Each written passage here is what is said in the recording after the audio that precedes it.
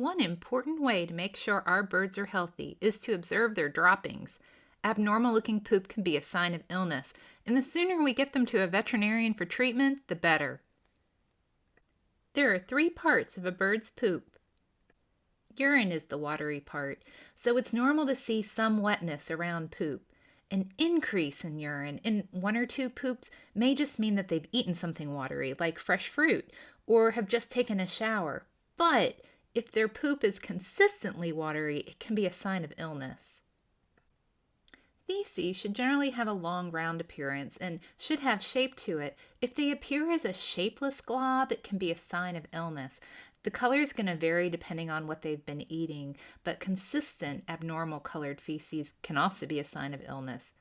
If you see undigested seed in their feces, that's a really bad sign and you should go see a vet. And if the feces in the poop is very small and dark, it can also be a sign that the bird isn't eating much, so may be ill.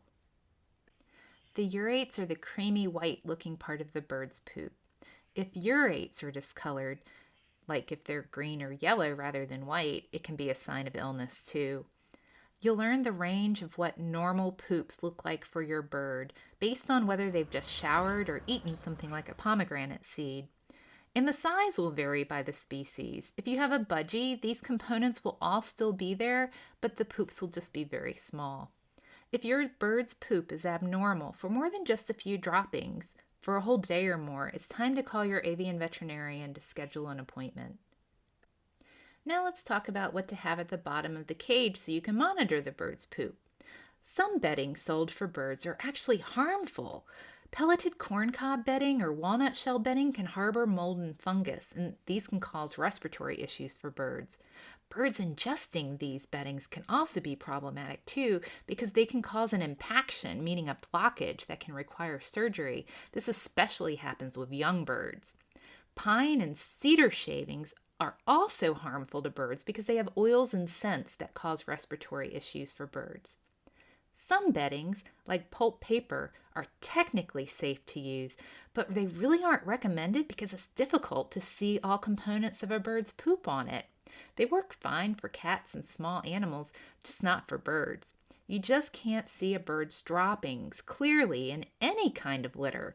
Let's take a look. Here are side-by-side examples of bird poop in pulp paper litter, technically safe, and bird poop on newspaper. It's impossible to see all the parts of bird poop in the pulp paper litter, but very easy to see it on the newspaper. So we highly recommend using paper on the bottom of bird cages. It makes it really easy to monitor poop and should be changed daily so it won't collect or hide additional dander or dust from birds.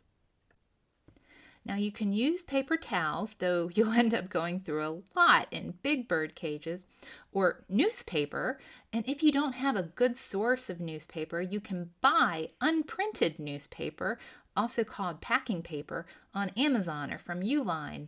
Or you can get large rolls of craft paper, which also works beautifully. We just recommend using some kind of paper. Some people also use puppy pads as birdcage liner or underplay stands. These can be more expensive, but you can use them to easily monitor poop on them. They still need to be changed daily, and of course make sure the bird isn't playing with it or ingesting the plastic backing, just like with any kind of plastic. Next, we have some pro tips for changing birdcage papers. First, let your bird out of the cage and maybe move him or her to a play stand. Perhaps occupy his or her time with a toy.